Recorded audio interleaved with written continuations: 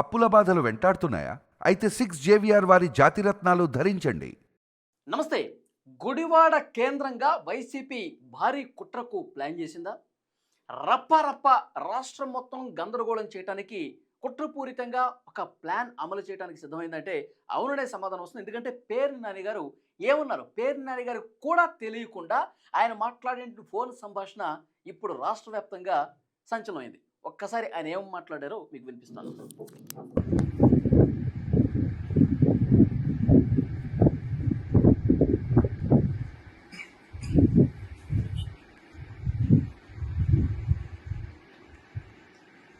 అన్ని చూపించాం. సరే ఇప్పుడు గుడివాడలో మన జడ్పీ చైర్పర్సన్ ఇష్యూ, దాని ఏదో స్టేట్ వైడ్ ఇష్యూ మీద బీసీ లేడీ మీద అటాక్ చేశారు. తెలుగుదేశం ఎమ్మెల్యే బోనాలో ఎమ్మెల్యే డైరెక్షన్ పైనుంచి లోకేష్ డైరెక్షన్ అని కొంచెం గట్టిగా స్టేట్ వైడ్గా అందరితో మాట్లాడించి కొంచెం చేస్తే బాగుంటుంది. BC lady Gowda caste okay, దాన్ని అందరితో లౌడ్గా కొంచెం టేకప్ చేస్తే బాగుంటుంది. అంటే ఇది లీడర్ చెప్తే కానీ మనోళ్ళు చాలా క్లియర్గా చెప్తా ఉన్నారు పేరు నాని గారు. లోకేష్ గారి డైరెక్షన్, ఇక్కడ లోకల్ ఎమ్మెల్యే డైరెక్షన్, వీళ్ళిద్దరు డైరెక్షన్తో ఈ విధంగా టీడీపీ వాళ్ళు రెచ్చిపోయి గౌడ సామాజిక వర్గానికి సంబంధించిన మహిళని టార్గెట్ చేశారు, దాడి చేశారు. ఇది మనం రాష్ట్ర వ్యాప్తంగా మనం ఇది రచ్చ చేయాలి, రప్ప చేయాలి. అది రప్ప అంతకు ముందు రోజు ఏం మాట్లాడారో ఒకసారి వినిపిస్తుంది చూడండి ఇక్కడ. ఇప్పుడు ఆ ఫోన్లు కాల్లో మాట్లాడింది ఇదే. చీకట్లో రప్ప చేసేయాలంటే ఇట్లా లోకేష్ డైరెక్షన్లో దాడులు చేశారని చెప్పాలన్నమాట. రప్పని చీకట్లో జరిగిపోవాలి. తర్వాత మీరు అందరూ కలిసి పలకరించాలి. ఎట్లా జరిగింది, ఏం జరిగింది, ఎవరు చేశాడని వెళ్ళండి. అది అంటే లోకేష్ గారి డైరెక్షన్లో జరిగింది అంటే గుడ్డ కాల్చి మీద వేసాడు అనమాట. వీళ్ళు రాష్ట్ర వ్యాప్తంగా టీడీపీని బద్నాం చేయడానికి ఈ విధంగా ప్రయత్నాలు చేస్తూ ఉన్నారు. రప్ప అంటే మనం ఏదో ఊరికే సినిమా డైలాగులేమో అనుకున్నాం. వీళ్ళ నిజ జీవితంలో కూడా రాజకీయంగా ఏ విధంగా ప్రయత్నాలు చేస్తున్నారో రాష్ట్రాన్ని రావణ కష్టం చేయడానికి అన్నది క్లియర్గా అర్థమవుతుంది. కార్తీక్ గారు ఏమంటారు? ఇప్పుడు క్రిమినల్స్ జైల్లో ఉండాలి, సేవ చేసేవారు రాజకీయాల్లో ఉండాలి. కానీ క్రిమినల్సే పాలిటిక్స్లోకి వస్తే గతంలో క్రిమినల్ పాలిటిక్స్లో రావడం కామన్ అయిపోయింది. కానీ క్రిమినల్స్ కోసం ఒక రాజకీయ పార్టీ పెట్టి క్రిమినల్సే రాజకీయ పార్టీ నడిపిస్తే ఎలా ఉంటుందో ఇప్పుడు మనం చూస్తున్నాం. ఇప్పుడు క్లియర్గా పేరు నాని చేసిన కుట్ర బయటపడింది కదా. ముందు రోజేమో రప్ప ఏదో చీకట్లో చేసేయాలి, మళ్ళా బయటకు వచ్చి ఏం తెలియనట్టు ఏమైందిరా ఏం జరిగిందిరా అని అడగాలి అనే మాట ఒకటి. తర్వాత రోజు ఫోన్ కాల్ చేసి గుడివాడలో జరిగినటువంటి ఘర్షణని రాజకీయంగా అడ్వాంటేజ్ తీసుకొని దాన్ని లోకేష్ గారికి పూసి రచ్చ చేయాలి రాజకీయంగా రాష్ట్ర వ్యాప్తంగా ఒక బీసీ మహిళ మీద దాడి జరిగింది అన్న దాన్ని క్రియేట్ చేస్తూ, అంటే ఒక స్క్రిప్టెడ్ ప్రోగ్రామ్. ప్లాన్ చేసేది వాళ్ళే, ఘర్షణ చేసేది వాళ్ళే, దాడులు చేసేది వాళ్ళే, మళ్ళా దాడి చేశారని ఏడ్చేది వాళ్ళే. ఇప్పుడు ఇది బయటకు వచ్చింది కాబట్టి మనకు అర్థమవుతుంది ఇట్లా కుట్ర చేశారని. అంటే బయటికి రాని కుట్రలు ఎన్ని ఉన్నాయి. ఇప్పుడు మొన్న మామిడికాయ తొక్కిచ్చిన ఏదైతే జగన్మోహన్ రెడ్డి గారి పర్యటనలో, బంగారుపాలెం పర్యటనలో ఆ విజువల్ కూడా డ్రోన్ల వల్ల బయటకు వచ్చింది. ఆ ఎవరి టాక్టర్లు ఏ తోట నుంచి వచ్చాయి, ఏ రైతులు అనేది బయటకు వచ్చింది. ఒక రైతు వీడియో కూడా బయటకు వచ్చింది. ఇప్పుడు గతంలో వైసీపీ కుట్రలు 2019 కంటే ముందేమో సోషల్ మీడియా యాక్టివ్గా లేదు కాబట్టి చెల్లుబాటు అయినాయి. కానీ ఇప్పుడు సోషల్ మీడియా యుగం, ప్రతి చిన్న విషయం కూడా వెంటనే వచ్చేస్తుంది. అప్పుడు శాటిలైట్ మీడియా ఏదైనా ప్లే చేయగలిగితే వాళ్ళ కెమెరాలు చిక్కగలిగితే వీడియో బయటకు వచ్చినట్టు, లేకపోతే ఆ కుట్రలు బయటకు రావు. కానీ ఇప్పుడు అలా కాదు. సోషల్ మీడియా యాక్టివ్ అయిన తర్వాత అక్కడ ఎదురుగున్న ఎవడో ఒకటి మొబైల్లో వీడియో తీస్తాడు, బయటకు వదిలేస్తాడు. చాలా సిస్టమేటిక్గా ఉంది పరిస్థితి. కాబట్టి కుట్రలన్నీ బయటకు వస్తూ ఉన్నాయి. నేను చాలా క్లియర్గా గతంలో కూడా వీడియోలో చెప్పాను. వైసీపీ టార్గెట్ ఏంటంటే ఇప్పుడు అమరావతి నిర్మాణాన్ని అడ్డుకోవాలి, రాష్ట్రంలోకి వచ్చే పెట్టుబడిని ఆపాలి, పరిశ్రమలు ఏర్పాటుని ఉద్యోగాల కల్పనని డిస్టర్బ్ చేయాలి. ఎందుకు అంటే ఇవన్నీ జరిగిపోతే, ఇవన్నీ నిజంగా కూటమి అనుకున్నట్టు అమరావతి నిర్మాణం కంప్లీట్ అయిందనుకో, తర్వాత ఏదైనా కంపెనీలు పెద్ద ఇప్పుడు టీసీఎస్ వైజాగ్, కాగ్నిజెంట్ వైజాగ్, తర్వాత రకరకాల కంపెనీలు ఏర్పాటు అయ్యి బీపీసీఎల్ ప్రకాశం జిల్లా ఇలా ఏర్పాటు అయినాయి అనుకో, పెద్ద ఎత్తున ఎంప్లాయ్మెంట్ కల్పించే పడింది అనేది జనాల దృష్టిలోకి వెళ్ళిపోయింది అనుకో, వచ్చే ఎలక్షన్స్కి వైసీపీ ఎజెండాకి ఏముంటుంది? ఇంకా సంక్షేమ పథకాలు ఒక పథకం అటో ఇటో అమలు అవుద్ది, కానీ ఒక పథకం అటో ఇటో కావడానికి ప్రజలు పట్టించుకోరు. మొత్తంగా ఓవరాల్గా అసలు ఏ పథకం అమలు చేయకపోతే వేరు, కానీ ఒక పథకం అటో ఇటో అయినప్పటికీ కూడా ఇక ప్రజలు మళ్ళీ కూటమికి అధికారం ఇస్తారు. ఎందుకంటే ఆ డెవలప్మెంట్ కంటిన్యూ కావాలి కాబట్టి. వైసీపీకి ఎజెండా ఉండదు కాబట్టి ఎట్టి పరిస్థితుల్లో తమ చేయలేని పని కూటమి చేస్తుంటే ఆపాలి. అందుకనే పెట్టుబడులు పెట్టే వాళ్ళకి మెయిల్స్ పెట్టి పెట్టుబడులు పెట్టొద్దని చెప్పడం, లేదు అంటే అమరావతి మునిగిపోయే ప్రాంతం అని వేస్తర రాజధాని ప్రచారం చేయటం, ఇలా గందరగోళాలు సృష్టించే ప్రయత్నం చేయటం. అంటే ఆంధ్రప్రదేశ్లో ఏదో గందరగోళ పరిస్థితి ఉంది అని ఇన్వెస్టర్స్ నమ్మించాలి. ఓకే, వీళ్ళే కవ్విస్తారు, ఘర్షణలోకి లేపుతారు. కవ్వించి ఘర్షణ లేపి టీడీపీ కార్యకర్తలను కూడా రెచ్చగొడతారు, కూటమి కార్యకర్తలను కూడా రెచ్చగొడతారు.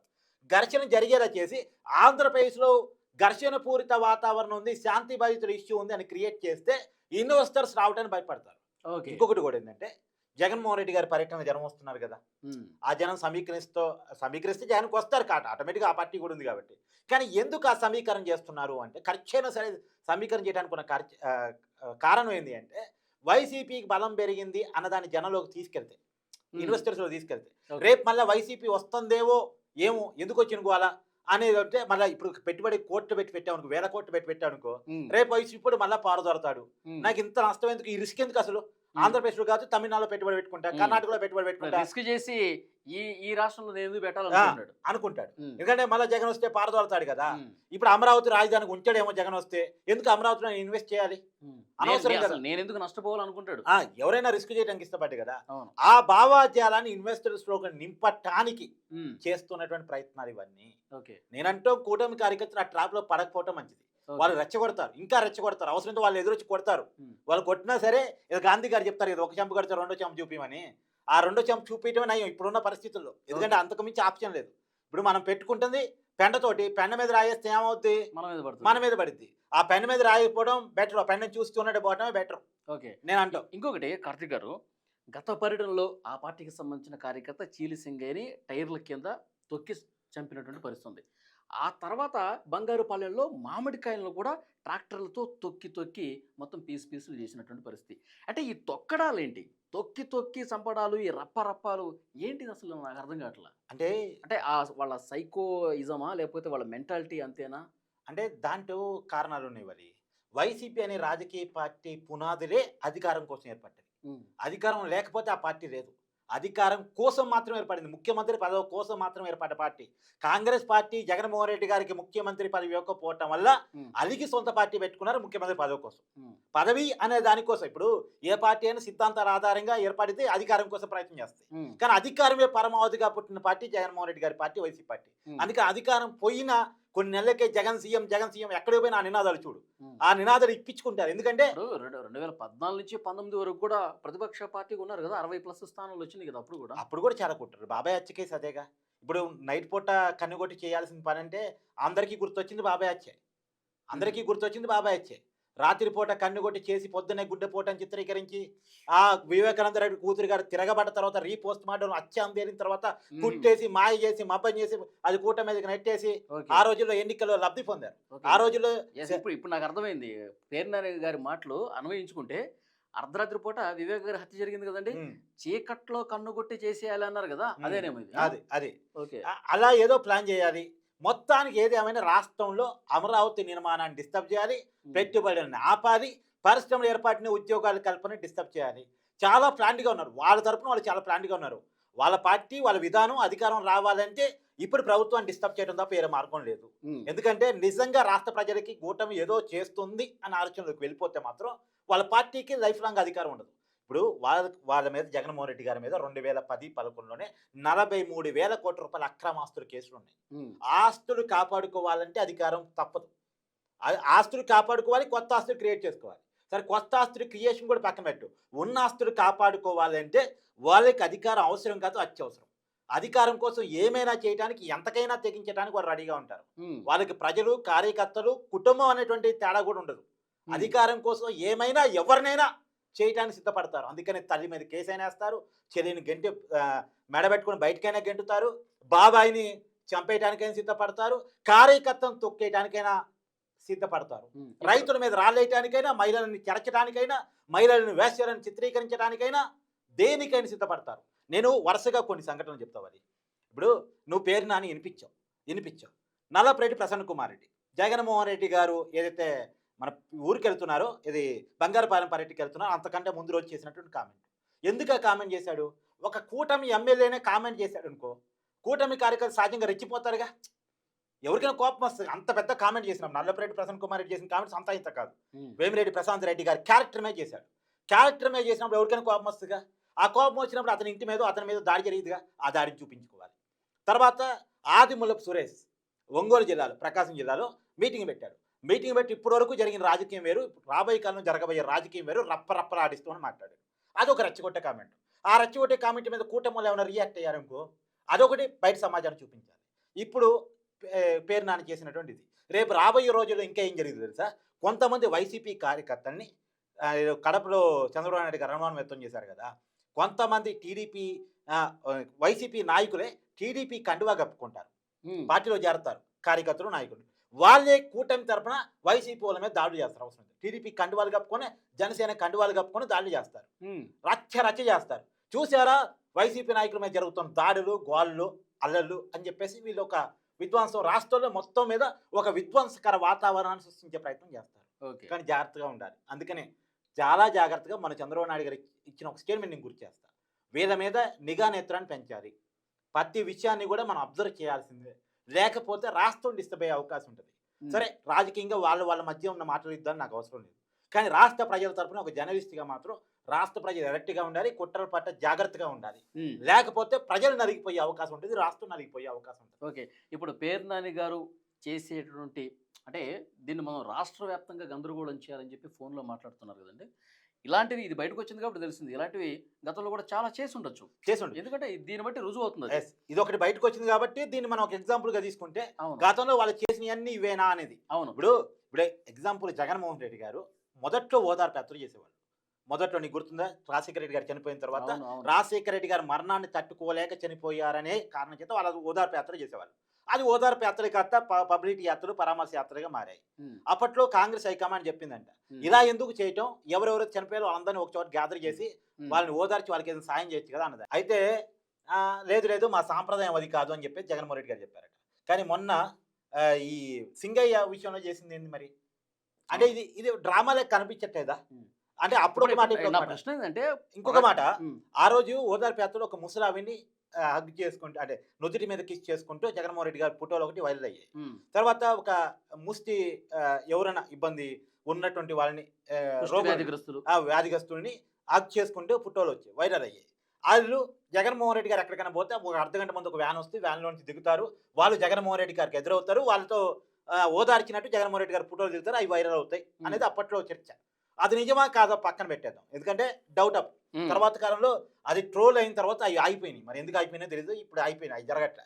ఇప్పుడు ఏం జరుగుతున్నాయి? ఇప్పుడు మన జగన్మోహన్ రెడ్డి గారు బంగాళపాలెం పర్యటనకి వెళ్తున్నారు. కరెక్ట్గా అర్ధగంట ముందు జగన్మోహన్ రెడ్డి గారు వచ్చే దారిలోనే ట్రాక్టర్లో నుంచి మామిడికాయలు పారబోస్తారు, ట్రాక్టర్తో వాటిని తొక్కించారు. ప్రీ ప్లాన్ గా జరుగుతుందని అర్థమవుతుంది కదా. అంటే ఇప్పుడు ఈ ప్లాన్ చూసినప్పుడు అది కూడా ప్లానే కావచ్చుగా.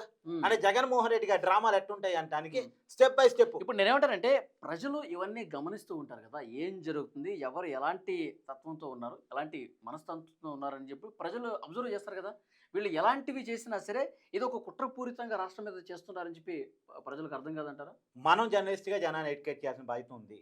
జనానికి అర్థమవుతుంది పక్కన పెడితే అర్థం చేపించాల్సిన బాధ్యత మీద మాత్రం మనలాంటి వాళ్ళ మీద, రాష్ట్ర ప్రయోజనాలు ఆశించే వాళ్ళ మీద మాత్రం ఖచ్చితంగా ఉంది. ఇంకొక మాట కూడా చెప్పగలను, రాజశేఖర రెడ్డి గారి అభిమానులకి ప్రత్యేకించి చెప్పగలను. రాజశేఖర రెడ్డి గారు చనిపోయినప్పుడు రాజశేఖర రెడ్డి గారిని చంపించింది రిలయన్స్ అంబానీ, తర్వాత చంద్రబాబు నాయుడు, సోనియా గాంధీ అని ఎవరు చేశారు ఆరోపణలు? విజయమ్మ చేత చేపించారు, వైసీపీ మీడియాలో చేపించారు. రిలయన్స్ ఆస్తుల మీద ధ్వంసం చేశారు, రిలయన్స్ బంకులు, షోరూమ్లు అన్నిటి మీద దాడులు జరిగారు. రోజు చివరికి జగన్మోహన్ రెడ్డి గారు అధికారంలోకి వచ్చిన తర్వాత అదే రిలయన్స్ కుటుంబానికి రాజ్యసభ ఇచ్చారు. మరి ఆ రోజు రిలయన్స్ మీద నువ్వు ఆరోపణ చేసావుగా, మరి అదే రిలయన్స్ కుటుంబానికి రాజ్యసభ ఇచ్చావంటే రాజశేఖర రెడ్డి గారి మరణంలో మీ పాత్ర ఏమన్నా ఉందా? అంటే ఇప్పుడు అధికారంలోకి వచ్చిన తర్వాత నిజంగా రాజశేఖర రెడ్డి గారి మృతి మీద అనుమానాలు ఉంటే ఇన్వెస్టిగేట్ చేయించొచ్చుగా, డిమాండ్ చేయొచ్చు కదా. అవును, బాబాయ్ హత్య మీద సిబిఐ చేపిస్తానని ఏపీలేదు, తండ్రి హత్య మీద అనుమానాలు ఉన్నాయని చెప్పేసి ఏమాత్రం ఇన్వెస్టిగేషన్ చేయలేదు.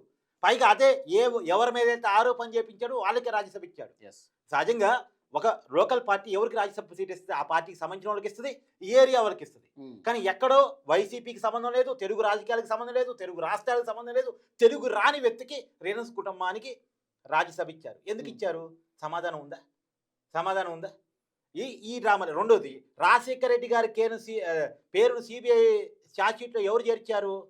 పొన్నవోలు సుధాకర్ రెడ్డి గారు, జగన్మోహన్ రెడ్డి గారు ఆదేశాల మీద చేర్చారు. పొన్నవోలు సుధాకర్ రెడ్డి గారు అందుకని అడ్వకేట్ అడిషనల్ జనరల్ అయ్యారు జగన్మోహన్ రెడ్డి గారి పరిపాలనలో. ఇదంతా ఎవరు చెప్పారు? రాజశేఖర రెడ్డి గారి కూతురు, జగన్మోహన్ రెడ్డి గారి సోదరి షర్మిల గారు చెప్పిన మాట ఇది. అవును. నేను చెప్తుంది కాదు. అంటే వాళ్ళ డ్రామాలు ఎట్టుంటే, వాళ్ళ కుట్రలు ఎట్టుంటే అనడానికి స్టెప్ బై స్టెప్ ఎగ్జాంపుల్స్ ఇవన్నీ. అంటే ఇప్పుడు ఇవన్నీ ప్రస్తావిస్తూ జగన్మోహన్ రెడ్డి గారిని ఆ పార్టీని క్వశ్చన్ చేస్తుంటే మనల్ని వైసీపీ వ్యతిరేకులుగా, జగన్మోహన్ రెడ్డి వ్యతిరేకులుగా చూస్తూ ఉంటారు. కానీ వాస్తవం అనేది ఒకటి ఉంటుంది ఎప్పటికీ. ఖచ్చితంగా నేను కూడా చెప్పదలుచుకుంది, రాజశేఖర రెడ్డి గారి అభిమానులను మెన్షన్ చేసి మరీ చెప్తుంది. అందుకనే నిజానికి రాజకీయాల్లో ఏ పార్టీకి అనుకూలంగా ఉండాల్సిన అవసరం లేదు, ఏ రాజకీయ పార్టీకి వ్యతిరేకంగా ఉండాల్సిన అవసరం జర్నలిస్ట్గా మాకు లేదు. కానీ తెలుగు ప్రజలుగా, తెలుగు జర్నలిస్టులుగా మన రాష్ట్రానికి నష్టం జరుగుతుంది అనుకున్నప్పుడు, కళ్ళ ముందు డ్రామా అని అర్థమవుతున్నప్పుడు చెప్పకపోతే మేము చేసిన తప్పు అవుతుంది. మేధావి మౌనం అనేది చాలా ప్రమాదకరం అని భావించే వ్యక్తిని నేను. అందుకనే మౌనంగా ఉండకూడదు, ప్రశ్నించాలని చెప్పే వ్యక్తి నేను. నిజానికి జగన్మోహన్ రెడ్డి గారు సరైన రాజకీయాలు చేస్తే సమర్థించడానికి నేను ఎప్పుడు సిద్ధంగానే ఉంటాను.